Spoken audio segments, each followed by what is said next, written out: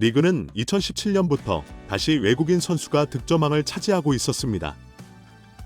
2017년 수원 삼성의 조나탄, 2018년 경남FC의 말컹, 2019년 수원 삼성의 타가트, 2020년 울산 현대의 주니오가 있었습니다.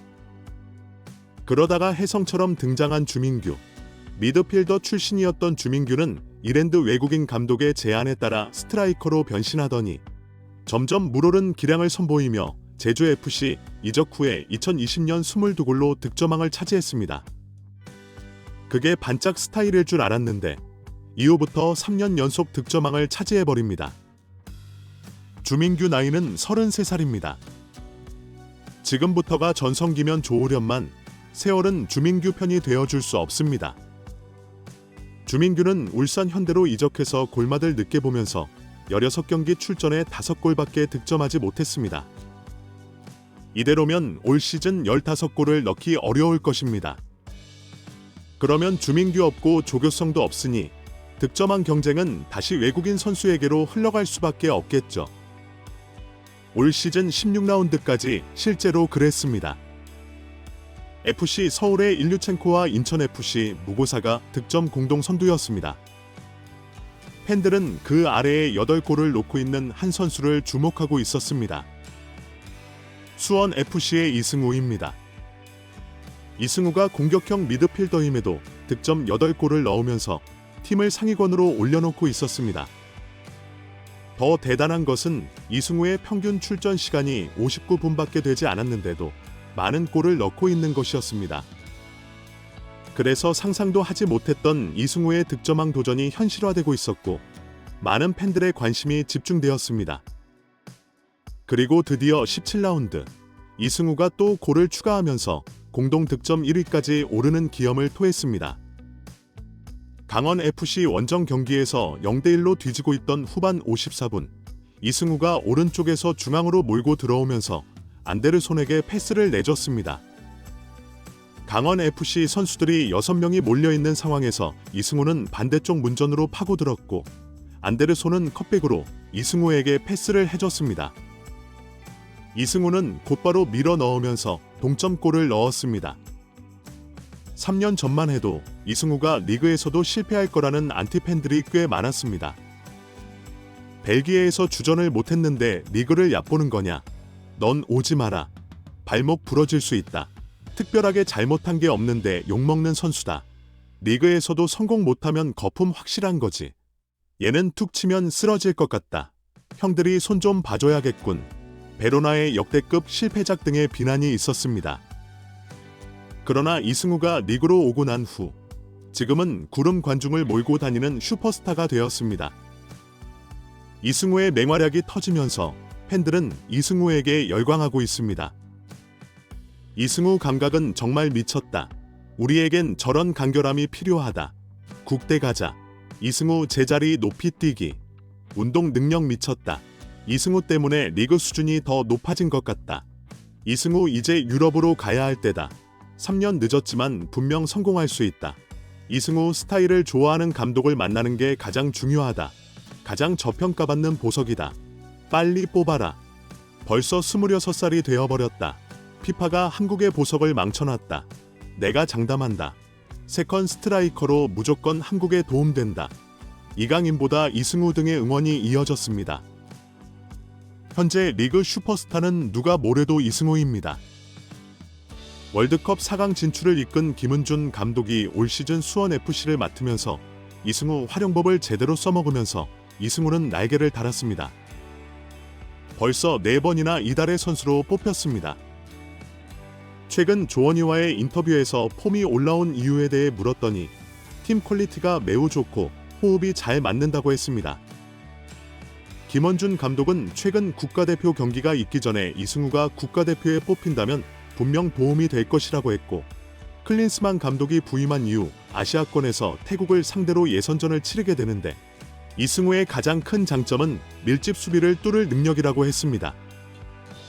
최대한 대표팀의 옵션이 되지 않을까 생각한다며 골 감각도 좋다고 적극 추천하기도 했습니다. 하지만 벤투 감독도 클린스만도 황선홍도 김동훈 감독도 이승우를 뽑지 않으면서 벌써 5년째 국가대표가 되지 못했습니다.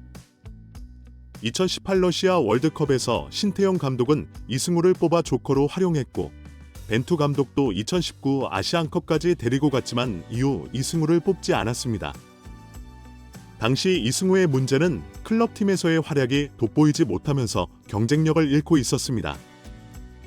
그러면서 이승우는 나상호, 송민규, 정우영 같은 선수들에게도 밀려 있었습니다. 이번에 김은준 감독이 임시 감독이 된 후 이승우가 뽑힐지 매우 궁금했던 상황이었습니다.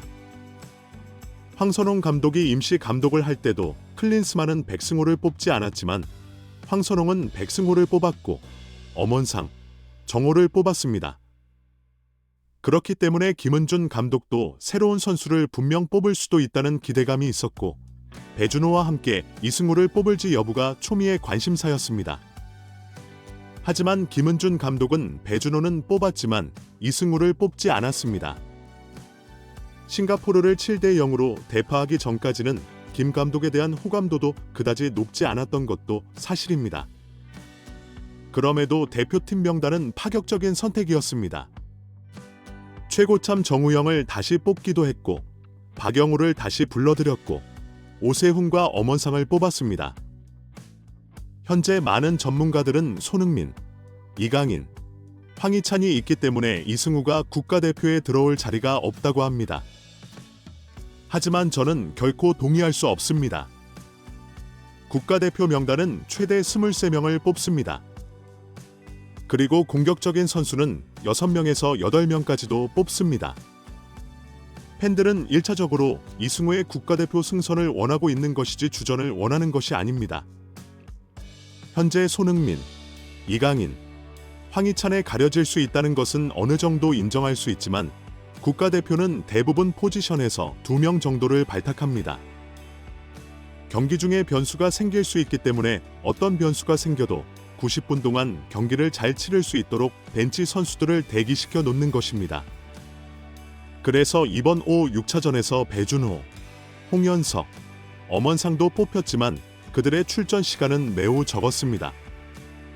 싱가포르를 상대로 골 폭풍을 일으킨 후 주전 선수들을 쉬게 하면서 벤치 선수들을 출전시켰습니다. 이승우가 국가대표가 될 자격이 없다는 게 아니라 이승우가 위 선수들 이상으로 충분히 좋은 활약을 할 수 있는 선수라는 것입니다.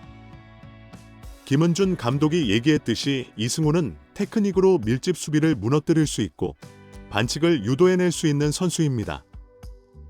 손흥민에게 2명이 수비하면 그만큼 공간이 더 많이 나고 현재 리그 득점 1위의 위용을 뽐낼 수 있는 것이죠. 이승우는 현재 벨링엄이나 그리즈만 같은 포지션의 선수입니다. 비록 이승우가 신장에서 약점이 있지만 최근 강원FC 경기에서는 문전에서 높은 점프력으로 골대를 맞추는 스트라이커다운 면모까지 보여줬습니다.